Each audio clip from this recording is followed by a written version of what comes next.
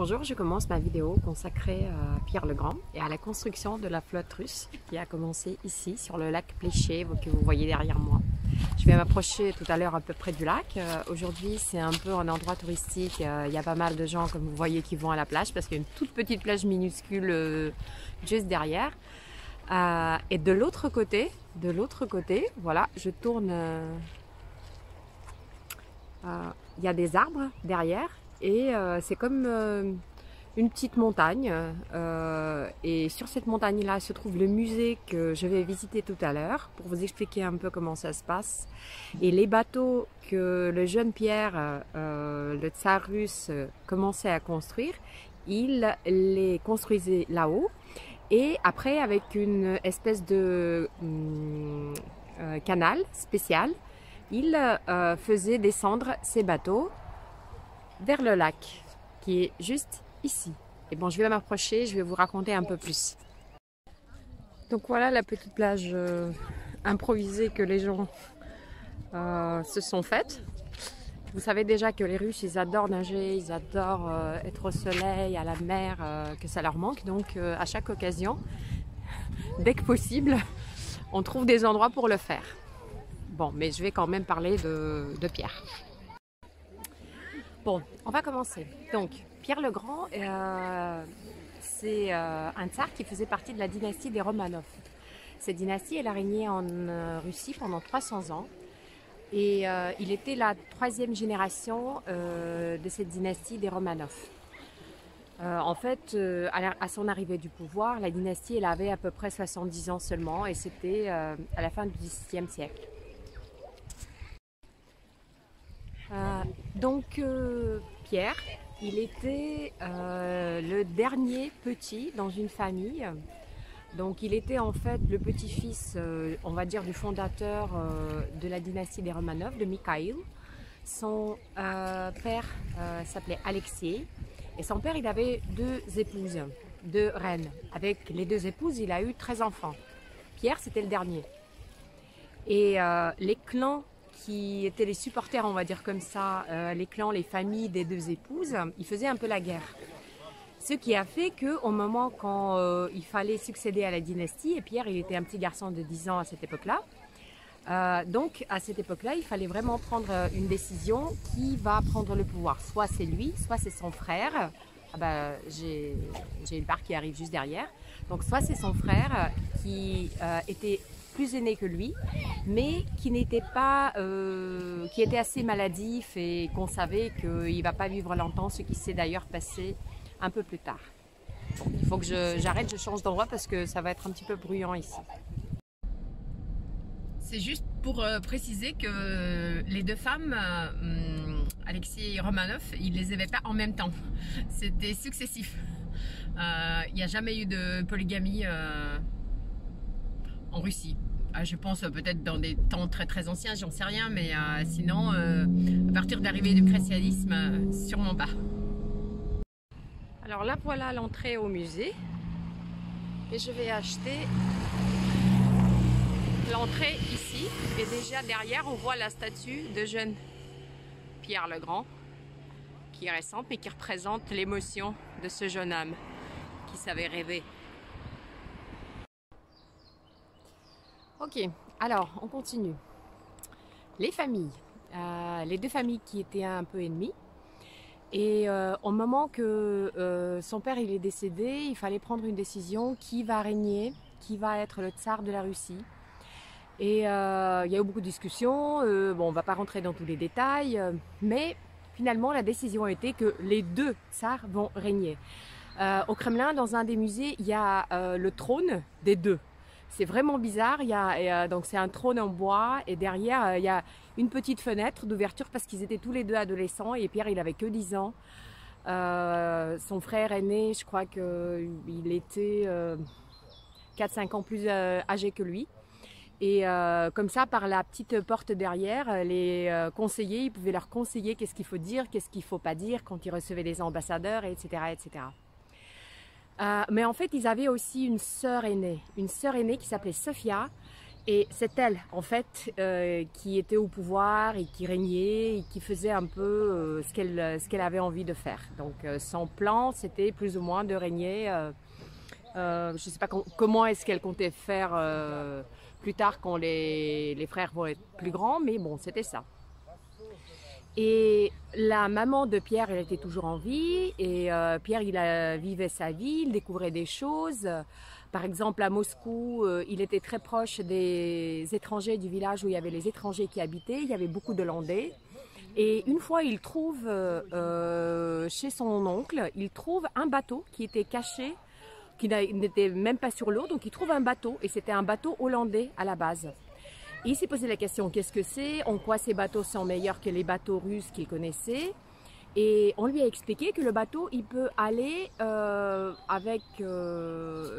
les deux sens en fait. Il peut aller au même sens que le vent et au sens inverse également. Donc il s'est posé la question comment est-ce que c'est possible. Comme le jeune tsarevitch, le jeune tsar, il avait cette question, on a essayé de lui trouver une réponse. On a trouvé un Hollandais spécialiste qui a réparé cette barque, qui l'a mis sur l'eau. Et d'abord, l'adolescent Pierre, il a commencé à découvrir ces choses-là à Moscou, sur la petite rivière, à côté de la rivière Moskova, on a une toute petite rivière Yaouz.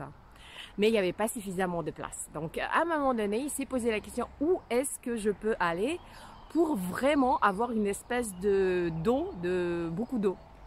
Et on lui a conseillé cet endroit-là, Pereslavl-Zaleski. On lui a dit qu'ici, il y a un grand lac. À l'époque, le lac il était encore plus grand. C'était 73 km² de lac, avec 30 mètres, je crois, de profondeur à peu près.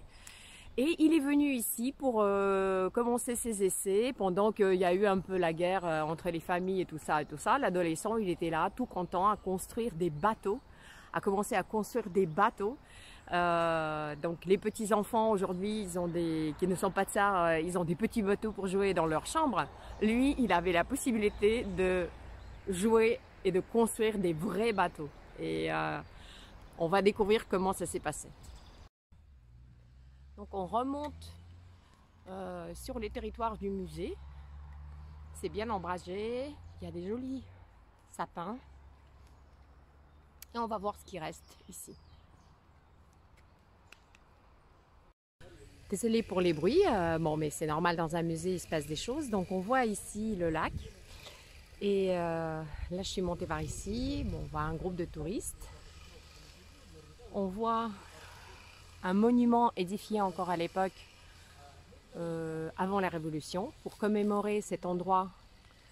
Et c'est marqué qu'ici, c'est l'empereur russe Nikolai Pavlovitch qui a décidé de commémorer cet endroit pour la grandeur de la Russie.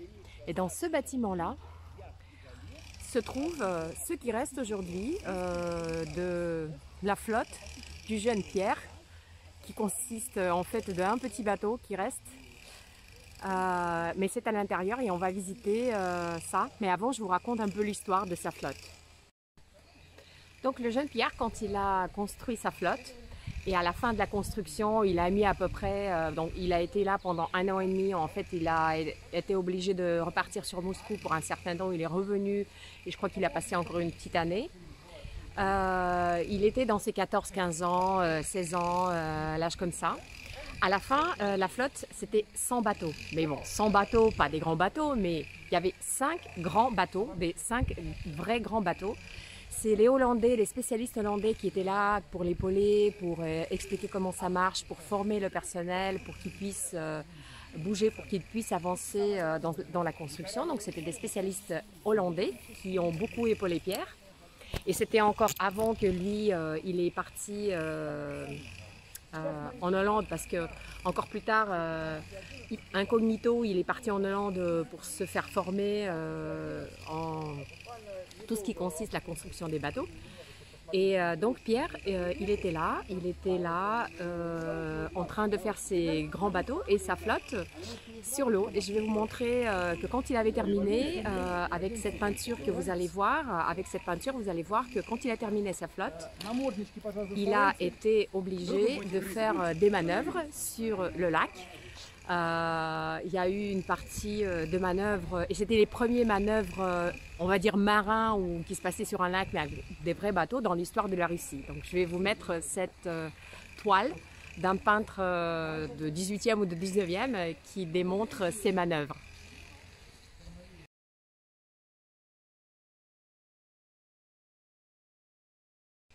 Alors quand Pierre il a terminé la construction de sa flotte, bien évidemment c'était beaucoup trop petit pour lui ici. Il a pris la décision de partir d'ici, il a pris la décision d'aller vers la ville de Arkhangelsk, qui était à l'époque la seule ville qui avait un port russe, pour continuer. Et ensuite, il a fait toute sa carrière. Ensuite, il a été à l'étranger après le décès de son frère, quand il est devenu le seul tsar. Il a eu des gros soucis avec sa sœur qui a voulu se révolter avec une partie de l'armée. Donc, il y avait une grosse bagarre là-dessus. Et 30 ans après, il est revenu ici. Il a vu que tout ce qui restait de sa flotte est en train de tomber en ruine. Donc, il avait demandé de garder la majorité de la flotte. Et qu'est-ce qu'ils ont fait les autorités d'ici? Ils ont sorti les bateaux de l'eau, ils les ont fait installer dans un endroit spécifique. Mais malheureusement, 60 ans après, il y a eu un feu dans la ville et le feu il a détruit toute la flotte. Et la seule partie de bateau qui reste, ce petit bateau qui reste à l'intérieur de ce musée qu'on va voir, c'est le bateau qui en fait n'a pas été exposé, qui n'a jamais été exposé en bas, et peut-être qu'il n'a même pas été sur l'eau. Mais pendant tout ce temps-là, il est resté sur cette montagne, sur cette petite montagne, dans un atelier. Et donc il est en parfait état, il n'est pas très grand, mais c'est l'histoire de la flotte russe, le seul édifice qui nous reste aujourd'hui. Nous sommes à l'intérieur de ce bâtiment, et ça c'est le beau, qui est conservé, qui n'a même pas besoin d'être restauré parce qu'il est en parfait état. Et les drapeaux, le drapeau russe et le drapeau de l'époque de la flotte russe. Parfait état, ça ne veut pas dire qu'il peut descendre sur l'eau demain, mais c'est quand même pas mal. Et ici, c'est le buste à Pierre le Grand et le drapeau de la flotte également. Je vais vous mettre une gravure de Pierre à cet âge-là, plus ou moins, quand il était passionné, quand il a pris cette décision de créer tout ce qu'il a créé pour que la Russie ait une flotte.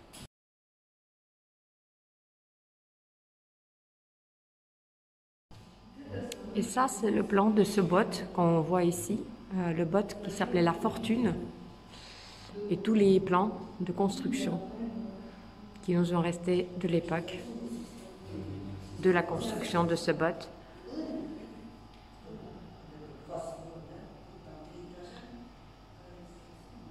Imaginez, c'était au XVIIe.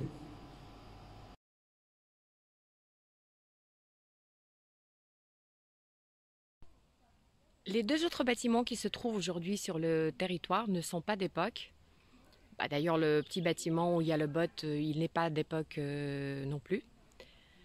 Parce que les premières constructions, c'était surtout des ateliers. Il y avait un petit palais, une habitation pour Pierre, mais qui ne s'est pas conservé parce que c'était une construction en bois qui n'a pas survécu à ces années. Et donc là, ce que vous voyez, ce palais blanc et la rotonde qui est là-bas, je vais vous filmer un peu mieux qu'est-ce que c'est, comment c'est. Ça a été construit en 19e, mais ça fait un joli parc ici. Et après, ça a été utilisé pour des réceptions, par exemple, quand la famille royale venait ici en 19e siècle, début du 20e siècle, ils pouvaient habiter ici. D'ailleurs, Pierre, au départ, quand il a décidé de construire ces bateaux ici, que son petit palais, qui était un palais de 5 pièces, n'était pas encore fait, il habitait dans les monastères de Pereslav-Zaleski. Donc le voilà de plus près, ce qu'on appelle ici le palais blanc, construit au 19e siècle pour des réceptions, en fait pour abriter la famille royale ou d'autres familles de l'époque. J'aime beaucoup ce style léger, apaisant, et surtout ce qu'il y a autour, ce parc tranquille, calme, où on peut flâner, se balader. C'est juste magnifique. Et la rotonde qui servait d'une salle de réception.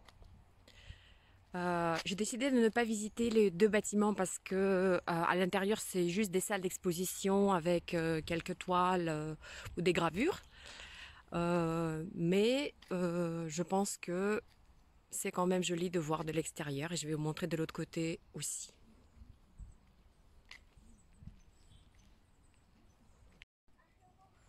Et voilà cette jolie rotonde en bois de ce côté-là. Un joli espace d'accueil. J'imagine qu'on pouvait boire un thé ici, qu'on pouvait discuter, qu'on pouvait danser et que c'était très très beau et apaisant. Donc comme dans la plupart des musées, ils ont installé un truc, vous pouvez mettre votre tête à l'intérieur pour être comme Pierre. Donc il y a son costume juste derrière moi. Il y a le drapeau et il y a comme un bateau. Et je pense que cette partie-là, je vais la terminer ici. L'histoire qui concerne Pierre, elle est énorme. Il a fondé Saint-Pétersbourg, il a fait plein de choses pour la Russie. Un jour, j'irai certainement à Saint-Pétersbourg et je vais vous faire découvrir ce qu'il a fait là-bas. Je vais vous mettre un lien aussi en français de Wikipédia, un peu que vous sachiez qui c'est pour nous. Il n'était pas toujours facile, il allait droit au but, il regardait pas trop ce qui va traverser et ce que vont traverser les gens qui sont à côté de lui, comme c'est souvent comme ça dans l'histoire. Mais il a fait énormément de choses pour, en seulement quelques décennies, faire avancer la Russie énormément dans son temps. Donc voilà, pour moi, Pierre, son histoire commence à Moscou, où il est né et qu'il n'aimait pas à cause de ses histoires avec ses parents, de famille, de révolte, etc. Ensuite, une grande partie ici, parce que ça c'est quand même quelque chose de très important. Et pour le reste, c'est ses voyages à l'étranger, ses découvertes, et après c'est surtout tout ce qui est lié à la ville de Saint-Pétersbourg. Donc un jour, je vous promets, on ira à Saint-Pétersbourg pour découvrir ce qu'il a fait pour cette ville et qu'il avait fondée il y a plus que 300 ans. Et à plus tard, aujourd'hui je ferai encore une parce que celle-ci j'ai décidé de la consacrer que à la visite de ce musée.